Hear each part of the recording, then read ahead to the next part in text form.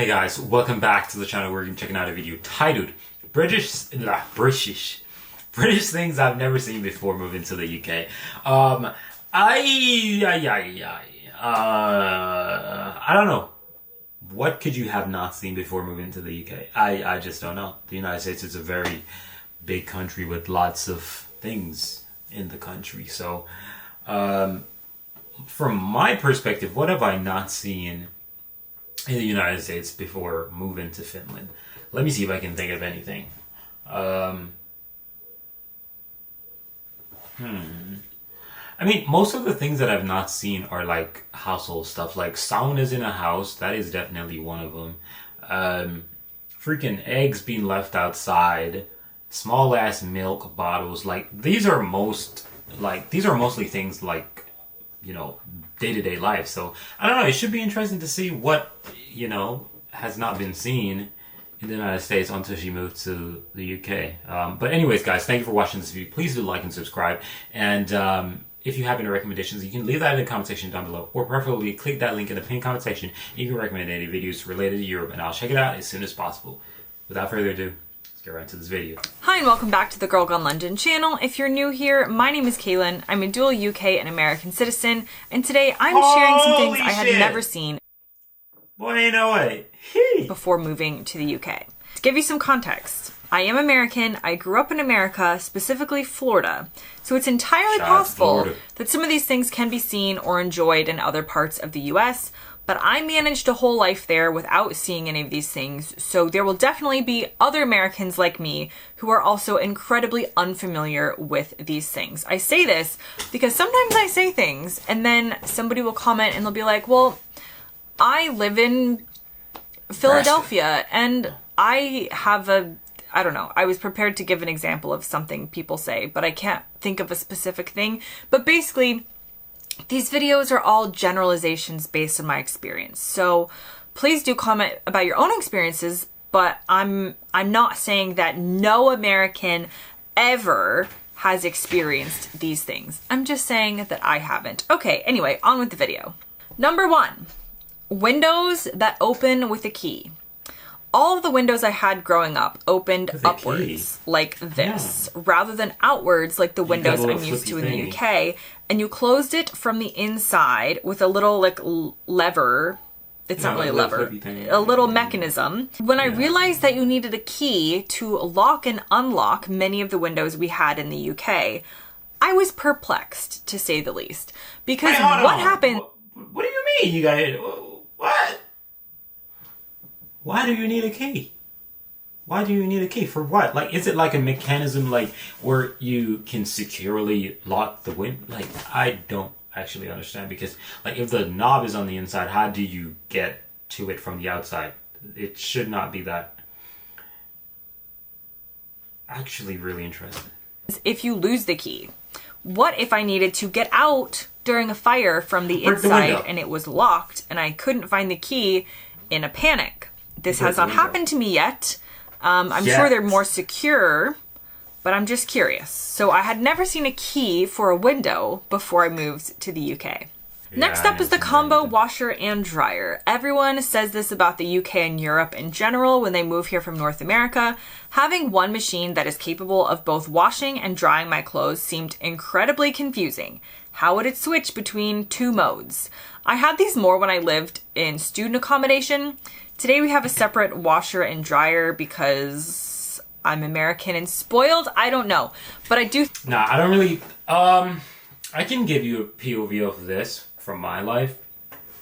When I moved to Finland, we only had a washing machine, right? We only had a washing machine, and there was no dryer, because in Finland, and I am imagining the entire Europe, because I've heard about this before, you guys put the clothes on like a drying rack, right? And that's what they typically do in Finland. I don't like that. So I do have a dryer and a washer now, right? But that is what we were doing back when I just moved here. And for her situation, she's speaking about a dryer, a washer with a dryer in it. I've known those existed, right? But I don't really like them. But I do think you can find those in the United States quite easily. right? But I don't think it's something that is very common because I cannot think of any household that I've lived in that actually had a washer with a dryer in it. But it should be something that you can find in the United States because I knew that it existed when I was in Finland, right? But yeah, let's see. I think there's something to be said for having separate machines, as the combo washer and dryer never actually seemed to dry the clothes as well as a fully dedicated dryer. But this video isn't about what's better. I'm just saying I had never seen or heard of a combo washer and dryer before moving to the UK, and now I have seen quite a lot of them. Next up is the British keyboard. I have an entire video on the differences between UK and US keyboards, so check that out if you're into nerdy stuff like that. But I hadn't even taken a second to think that keyboards might be different in different countries. So when I first used a British keyboard in the computer lab at my university in the UK, I was confused. I was confused by where some of the keys were, why.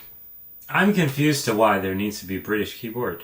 Like, I was shocked. I'll give you this. I was shocked as well because I'm a little dumbass. I was shocked with Finnish keyboards that they're different, right? Because I was shocked.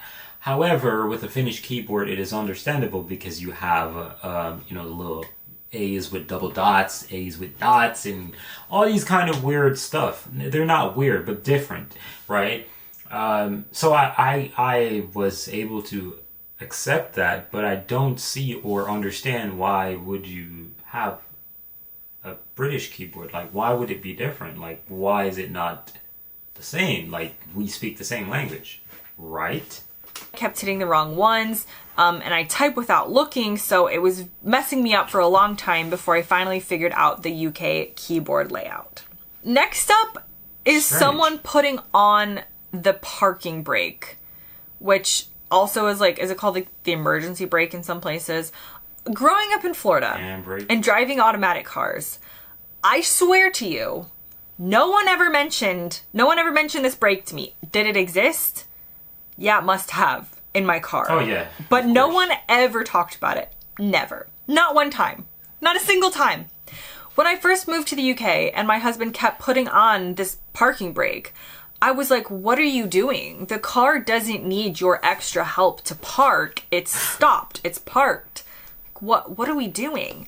Because you got to put the parking brake on in a lot of places in the UK, which I now do religiously. But I had never given it a... I think the average American, they're not going to mess with the parking brake, right? Or the handbrake, whichever one you want to say it, because the handbrake is different from a parking brake. The parking brake is like a button, and the handbrake is, you know what I mean? So it's totally different. But for car guys, they're going to, be all about it. However, the reality is when you put a car in park, I think a lot of people don't know this, the car is able to move, right? Even though it's not moving, it is able to move, right? Neutral is just totally moving, right? But park is semi-moving. It got some lock, to it because the engine is not rotating, right? But it can be pushed away easily, right? And obviously, if you live in an area with a lot of hills and shit like that, you have to grab that e-brake or that park brake or that handbrake, right? But for newer cars, what is amazing is that for most newer cars, you don't have to initiate the parking brake. Once you put your foot on the brake, you stop the car, you put the car in park, the handbrake or the parking brake, because it's no longer hand, is initiated. It's initiated because it's like electronic. So yeah. Pretty cool. Second thought, or even a first thought. I hadn't given it any thought until I moved to the UK. Next up is the electric kettle. People like to fight about kettles on the internet because it's horrifying to many British people that most Americans don't have one. But it's true, we do not really use electric kettles. We either heat water in the microwave or in a pan on the stove. I had never preheated water before. Like, if I'm cooking pasta, for instance, in the UK, I'll boil the water in the kettle and then pour it in the pan to bring to a boil on the stove faster. This is not a thing in the US. You just fill the pot or pan with water Yeah, that's literally what I see a lot of people in Finland do. Like, I went to an event, and I'm sorry I'm sharing so much. I went to an event and I was cooking for the kids there. You know, it was like this, you know, camp, like it was like a church camp, and I went there and I cooked, you know, for them, right? And I was told that I can use a kettle, pour it in the, you know, get it hot, pour it in the pot so that it gets, you know, to the temperature quickly. And I did that, right? But now I'm realizing that, dude, it might be more common than I actually think, right? Because I don't do that. I let my water boil, like, straight up, because I like cooking, right? So yeah, I let my water boil, but now I'm realizing that this might be more common, and it's not bad. It's not a bad thing. So quite interesting, actually. But yeah, you'll never find that in the United States. Heck no. And let it boil completely. But kettles are in on the United States. Don't get it twisted. I will say that electric kettles are obviously superior when it comes to the speed of boiling water in the UK, but the voltage in the US is lower, which means it cannot boil water as fast in the US. So it's not entirely surprising the US hasn't gotten on board the kettle train. I did know what a kettle looked like when living in the US. Probably. Maybe, but I had never actually seen one in person. Next up is roast dinner flavored crisps, or chips, as we would say in America. Every country has some weird version of crisp or chip flavors that other people look at and think is disgusting. And for the UK, I'm not going to say it's disgusting at all, but I had never seen roast dinner flavored chips before. I hadn't even heard of like what a roast dinner would be. And it kind of seemed like, how is this entire crisp flavored like multiple foods all at once? But I guess it works and people buy it. Comment below and let me know. Do you like roast dinner flavored crisps? Next up is corn on pizza, or as the Brits would say, sweet corn on pizza. Pizza toppings are fascinating to me between countries, and we're actually going to do a whole deep dive between UK pizza and American pizza. Or should I say, deep dish dive. Get it? Anyway, I had never seen someone suggest that you can put corn on pizza before. But apparently you can. So. My husband loves it this way. It comes as an option in UK Pizza Hut. I'm not gonna lie. I think it's weird, but then why is it more weird than having other toppings on a pizza? It's not. I'm just not used to it. I don't know. I don't do pineapples on a pizza, but I think I would actually try corn on a pizza. I don't know. There's something about corn that just gives me, it'll be alright. Like, me personally, I like my pizzas meat. You know what I mean? Meat friendly. All that other thing, and hey, no, right? We don't do that over here, right? Shout out to Papa John's. Yeah, that's my favorite pizza, you know, in the U.S. But yeah, we're not doing that extra, you know, pineapple nonsense. So if we're not gonna do that on a normal basis, I think I would try corn. You know, because like it's just the same to me as putting freaking pineapples on the pizza. Like, why do you have a fruit on the pizza? So why not put a vegetable on it? I don't know. I think vegetables 10 times better than a fruit on a warm meal. To me, right? Y'all can let me know which one would you prefer, vegetable or freaking fruit, because I'm choosing vegetable. It's something I hadn't seen before moving to the UK. Next up is the British flush. Everyone loves talking about toilet flushes, obviously. Favorite topic, that's why you're here. But did you know, I had never seen this kind of toilet flush button until moving to the UK. I had only seen ones like this in the US, and actually, when I was in the US a few months ago, I did see a button type one in an airport, so they could be catching on. But the first time I used a UK toilet in Heathrow Airport, I literally took a picture of the flush button because I was like, what in the world is this thing? Next is a pull cord to turn on. I don't think that is British though, because you do have that in Finland. I was shocked as well, but it's not. I don't think it's unique to Finland.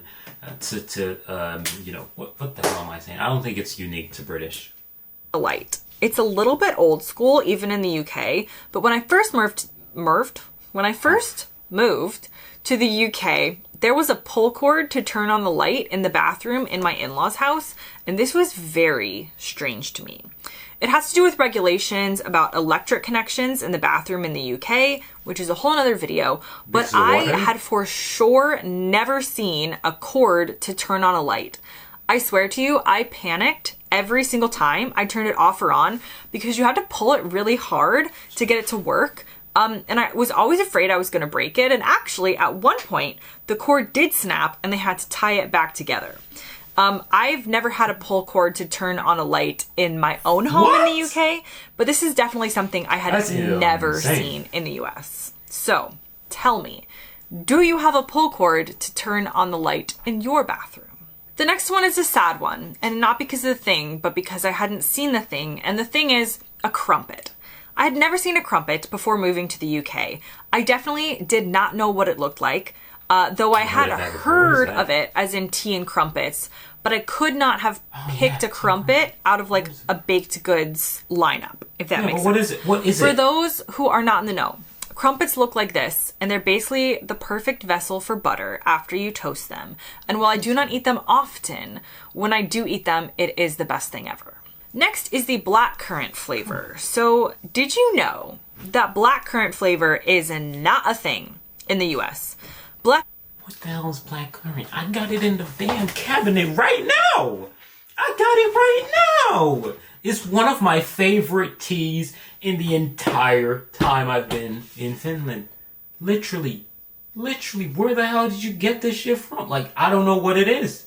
Like, I am being so serious. I love the blackcurrant, man. Like, it just gives you a little different vibe, you know? But kind of strange. But what's ironic is, I do love coffee. Don't get twisted. I just got addicted to it, and I did it too much. But I loved tea. Growing up, I really loved tea, like abnormal love for tea. And even right now in my life, I love tea. Like, do not offer me tea and think I'm going to be like, oh, no, I'm straight. No, I'll let your boy. Let me have it, right? Like, I actually love tea, warm beverages. I love them. Because the reality is my life is kind of drained and sad. I don't drink alcohol at all. Like, I'll drink some wine, right? But you won't find me buying wine because I'm just not going to do it. But I'll drink it because I do love wine, right? But I don't drink wine. I don't drink sodas. I don't drink nothing but water, milk. And that's about it. And some vitamin water and shit like that, you know, because I live in Finland, vitamin D water. I do that often, right? But yeah, it's kind of crazy. So I guess probably that's why I love tea. I don't know. Currant bushes were actually banned in 1911 in the US due to a fungus it carried called white pine blister rust that threatened the timber industry. Cannot have that. So most Americans today have never eaten a blackcurrant, whether like in any form. The actual berry, in a jam, in a sauce, nothing. This same fungus actually does happen in Europe. It's not exclusive to America. But Europe kept the blackcurrants and got rid of the white pine tree, while America went the other way, which is pretty interesting if you ask me. And finally, rhubarb. Rhubarb is an interesting plant. Technically a vegetable, but often eaten as a fruit. I don't entirely know what that means, but when I was researching rhubarb, a website said that, so we're gonna roll with it.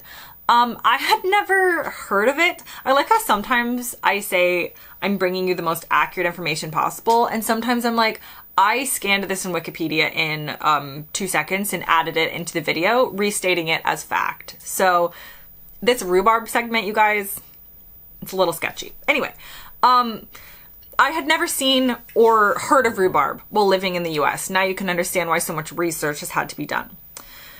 Further investigation has revealed to me that possibly this was because I lived in the South, and the climate in the American South, it's not good for rhubarb. So it's more popular in the northern states, but it's still a relatively unusual ingredient in many parts of America and not as often used as in the UK. Boy, ain't no way. I got north in the bloodline, so I don't know about none of that. Like, I could ask my folks, because I do have a lot of family that lives north, but most people live in the south. But never heard of that before. I don't know. Never heard of it before. But anyways, man, thank you guys for watching this video. It's a very interesting video. Thank you for watching. A link for the original channel will be in the description of my video, so go check it out. And yeah, thank you guys for watching. I'm out of here. Any recommendations, leave those in the comment section down below. And as usual, like and subscribe. And yeah, catch you in another video, guys. Peace.